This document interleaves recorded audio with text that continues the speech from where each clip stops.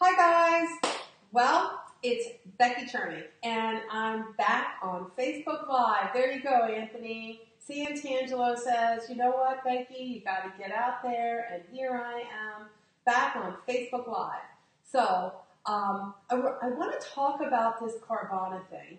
So we had a post in the F&I Today group, which I thought was a great post, and it was all about Carvana and perhaps where they're going. And then there was a comment that came back that said that maybe, hold up, not so fast, that, Carvana may not be as successful as we all think that maybe Carvana is. And I'm not here to tell you whether or not I think that Carvana is going to be successful. I mean, I don't know. Maybe they might be successful, but maybe they won't stick around for long. I don't know. I don't have the crystal ball for that.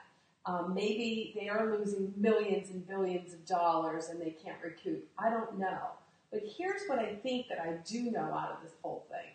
I do think that you can't put the genie back in the bottle, guys. I mean, you just can't. Let's face it. I mean, and here's the thing, too. I am having problems seeing you guys, and I didn't know why. Maybe if I turn that on, that might work. I don't know. We'll see what happens.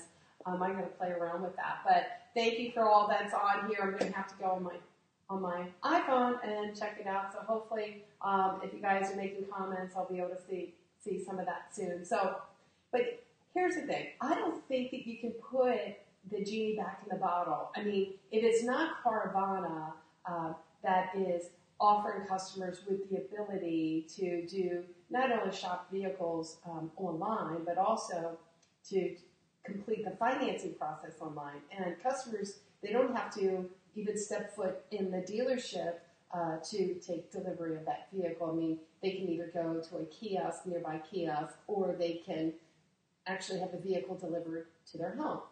So we all know that, or at least some of us may or should know, that we have the Carvana is a number 8, right, in used car retail here in the United States, and so that's pretty darn significant, right? But again, how are they doing that? And a lot of it is because customers are tired of the games. They're tired of the pressure, how long it takes to go ahead and buy a car. Would that be fair to say? So they don't want to be in that dealership all day buying a car. So that model is actually proven in my book. So maybe Carvana won't be successful. Maybe they'll be a colossal big-time loser. But the reality of it is that the model still works. It's still relevant. And it's something that car people, we have to pay attention to. It makes sense to look at it and say, well, customers may want to have the ability to not only shop online, but wouldn't it make sense that they're also saying that they want the capability to finance this vehicle? Maybe not completely online. Maybe I won't go so far as to say that, but they want that self-testing. They want the control to be able to self-test through some of this, to be able to determine their payment options in advance. There? So I wish I could see some comments. I see some thumbs up and I see some hearts, but I don't know who's on. So I really do apologize. I was hoping that it would show up, but I'm not seeing anything. So sorry about that. But, again, I just think that this model is definitely proven. So let's just say Carvana goes away and somebody else is going to take up the slack. It's already been proven that customers are more than willing to finance a vehicle, first of all, shop a vehicle online, plus also do financing of that vehicle online. So what's to say if Carvana goes away, that somebody else, another provider, isn't going to come up and take off where Carvana left off, if that makes sense. So what I'm talking to dealers about is, why aren't you, and giving the customer the option to do some of that financing online. Why wouldn't you do that? Why wouldn't you go ahead and meet the customer, really on their terms, right? And give them the ability to determine some of the payment options in advance. Why are we putting customers, on the wrong car only to go ahead and go through the frustration, if not just for herself, but how about for that salesperson to go through the frustration of putting the customer on the wrong car so we can take them off the car to put them on the right car. So at least, let's think through this just a bit. We have customers who might have some slow pay, derogatory credit, and the reason why they're leaning towards going to, maybe a Carvana is because they don't want to go into a dealership to get dragged through the mud. They don't want to be embarrassed. They would much rather deal with someone not necessarily face to face, that they can actually determine their credit worthiness. And also, actually, let's think about this, to be able to determine those payment budget in advance. So the other night I was talking about CarMax. So let's pretend Carvana is a colossal loser and they don't make it. What about CarMax? They're the number one used car retailer here in the United States, right? And they offer traditional services as well as non-traditional services. Customers can actually obtain financing completely online. They'll even deliver the vehicle to the customer's home. They have express storefront, and so they'll do it any which way the customer wants to do it. So obviously, we look at something like that, guys, and we got to say that something's working there. Something makes sense with that. So all I'm asking y'all to do is kind of think through that just a bit. Do you wait until the customer gets into that F&I office before you talk specifics? And if you do that, do you not stand a chance, do you think, especially today when customers have so much information at their fingertips that perhaps maybe they're not able to obtain financing elsewhere before they make their way into the dealership to purchase a vehicle? So if you're not able to address their specific questions or even start that financing process earlier on, what makes you think that customers, as Adam Aarons is, in the F&I Today show, as you all know, I'm the host of the F&I Today show as well, and I had Adam Aarons on the show. He did a fantastic, fabulous job, and he's an amazing dealer, amazing. And he was saying, how long do we expect customers to say stupid? Well, not to say the customers are stupid, but you get what I'm saying here. How long do we think that? How many times do you expect where the customer is just going to go along with you every time when you say you don't know something? Eventually, we talk about these iPhones. They have all the information right there at a click of a mouse or your fingertip to be able to obtain the information that you want. So saying to a customer, I have no idea, I don't know how to address that specific question, probably, maybe the first time, as Adam said, okay, try it the second and third time. And believe you me, they're going elsewhere. So here's what we're doing. The F&I Roundtable, the second, is coming up, and it's going to be in Baltimore. And I'm telling you right now, it's going to be at the Baltimore Marriott Waterfront, and it is going to be absolutely awesome. It's going to be terrific. And we're going to be talking about a lot of this relevant content. And this is made for car dealers. I want car dealers there. Don't get me wrong, vendors are certainly welcome, but we are talking through this. I want car dealers there. I want dealer principals. We're looking for general managers, certainly F&I directors. We want them there. We want to talk through this. And we want to have a better understanding. How do we engage earlier with that customer? What makes sense to meet that customer on their terms?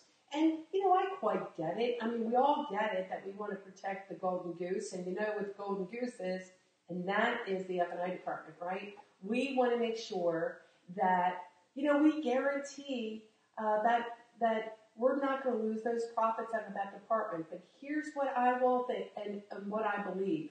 If, in fact, we're not engaging customer way, if, in fact, we refuse to answer customer-specific questions, whether we're talking subprime, prime, I don't care what, and we're going to wait till the customer makes their way into the F&I office to discuss these terms, I'm telling you right now, you're going to miss out.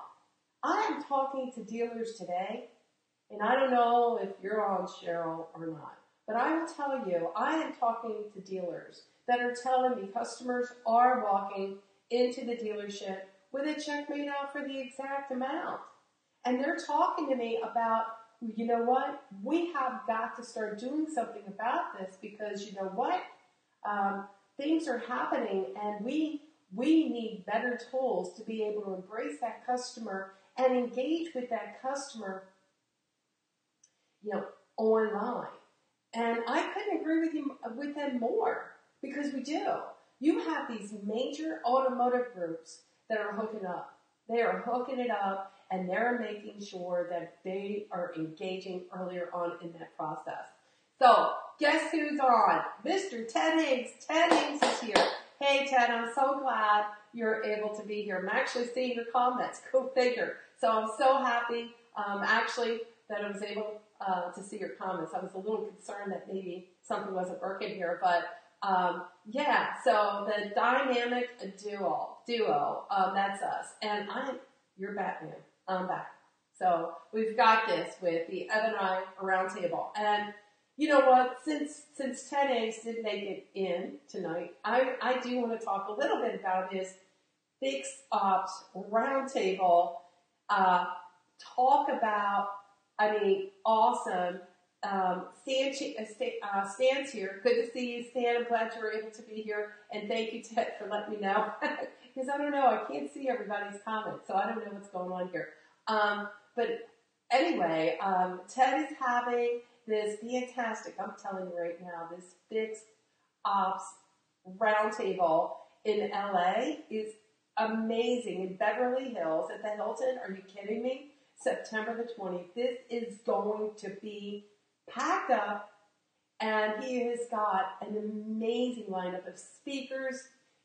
He's really, you have done a major, awesome job, and it is going to be fantastic, fabulous, awesome. So I'm really, really, really happy for you. It's awesome. And so we are together hosting this F&I Roundtable, and it's in Baltimore, and it is, your Fixed Ops Roundtable, Ted, is on Friday, September the 20th, so there's no reason why you can't be there. So here's the thing. His link, and I would go ahead, Ted, if you wouldn't mind, just go ahead and type your link in there. That's Fixed Ops, roundtable.com. So if you wouldn't mind, just go ahead and type that in the post. That would be great, and then we can get people to go ahead and jump on that link and check you out, and that would be a good thing. So there you go, perfect, awesome. So thank you for your help on that. But I'm telling you right now, that Fixed Op Roundtable is going to be absolutely amazing. Awesome speakers, awesome lineup, fantastic sponsors. Oh my gosh, he's got an amazing lineup of sponsors. And, frankly, I've got some good stuff happening with the F&I Roundtable. We've got some amazing new sponsors today even. And so we've got 50 State DMV, yay. I've got Darwin Automotive. And you guys got to come in and check out Darwin Automotive because I'm telling you right now, Jeff Stafford is fantastic, fabulous, and he is going to be talking about going digital versus a paper menu. And, man, he knows his stuff. I've seen him in action. Jeff Stafford is absolutely awesome. He knows his stuff. So you need to be there if in fact you're thinking of doing digital menu with Darwin, that would be a perfect opportunity for dealers to be in there to talk this thing through. And also, Darwin, I don't know if you all know, but they also offer the capability of doing your retail digital as well. So a lot that Jeff Stafford is going to be covering also at the roundtable. And then we have ECP, and then we have the Ted and Becky show. Of course we do. We've got the Ted and Becky show. So this time out, Ted and I will both be speaking on relevant, great content as well, and that I'm sure you don't want to miss. And then, of course, we have, oh my gosh, I think we have sidecars. We have Cars Direct just signed up, guys, and as a sponsor. And you know what? We are going to be talking about how do we embrace the subprime financing better? What are we doing? Why aren't we getting to the customer sooner in the process? Why are we waiting until forever long to determine whether or not a customer might have some slow pay history? And what are good ways, best ways to be able to engage with that customer, get that customer on the right car, and minimize some of the hassles, and making sure, again, at the end of the day, that we're streamlining the process. We're a lot more efficient in what we're doing. We're maximizing profits. So that's what this is all about. And I'm telling you, I am super pumped about this. Number 2, F&I Roundtable, and that is, again, that's going to be in Baltimore at the Marriott Waterfront. You talk about a great place. It's a fantastic, fabulous place. So you're going to love it. We certainly will have that welcome cocktail reception. That's going to be at 6 p.m. to 8 p.m. And then we start first thing the following day at 8:30 a.m. and we're going to 4 p.m. And then some of the guys are actually going to, some are going to be hanging out for the next, that evening. And there's so many great places to have dinner. And my favorite actually is Little Italy. So Ted, you're going to Sabatino's, whether or not you like it or not, but that's where you're going. So that's like one of my favorites. I got to be there. So anyway, this is what's happening. I mean, we have got a fantastic opportunity here. Ted Ames, again, is having his Fixed Ops Roundtable. It is going to be fantastic, fabulous, September the 20th. He's already put the link in the thread, so make it a point to check it out. The F&I Roundtable is October 16th and 17th, and so I want to make sure that you also check that out at fniroundtable.com, and that's fniroundtable.com. And that's it, guys. So, again, let's get relevant. Let's think outside the box. Let's figure out better ways that we can engage that customer, streamline this process, right? Reduce some of the headaches of what it takes to buy a car.